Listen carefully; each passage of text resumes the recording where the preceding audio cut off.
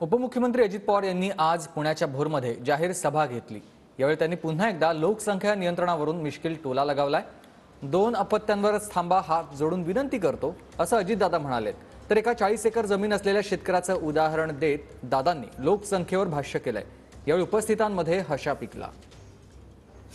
काल मी संभाजीनगरला होतो आणि तिथं दुपारी एका ठिकाणी जेवायला गेलेलो होतो आणि तिथं कार्यकर्त्यांनी सांगितलं जिल्हा परिषदेच्या दादा हा माझ्या गाडीवर ड्रायव्हर होता।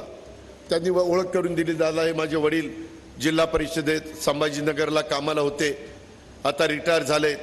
म्हणलं कसं चाललंय काय चाललंय। मी आपलं कुतूहलाने किती मुलं मुली किती आहेत? 9 मुलं आणि 3 मुली आहेत म्हणजे। मी जरा गप्पच बसलो। पूर्वी आमच्या आजोबांच्या काळामध्ये 9 मुलं 12 मुलं ऐकायची सवय होती आपल्याला।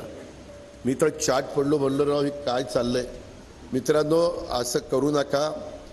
वर्ण ब्रह्मदेव आला ना, ब्रह्मदेव, आणि त्यांना सांगितलं ना तुम्ही सरकार चालवा, तरी ही लोकसंख्या आटोक्यात आल्याशिवाय ब्रह्मदेव पण काही करू शकणार नाही।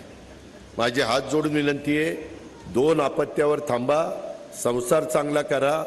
आता देखील काही काहींना विचारलं ना किती एकर जमीन आहे? 40 एकर।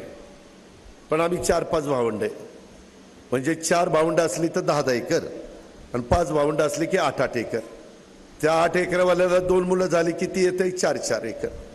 म्हणजे ते 40 एकरवाला बागायतदार तिसऱ्या पिढीमध्ये का दुसऱ्या पिढीमध्ये त्याला अल्पभूधारकच होतोय आणि त्याच्या पुढच्या मध्ये अत्यल्प भूधारक आणि त्याच्या पुढच्या पिढीत भूमिहीन। काय आता कपाळ फोडावं, काय करावं काय?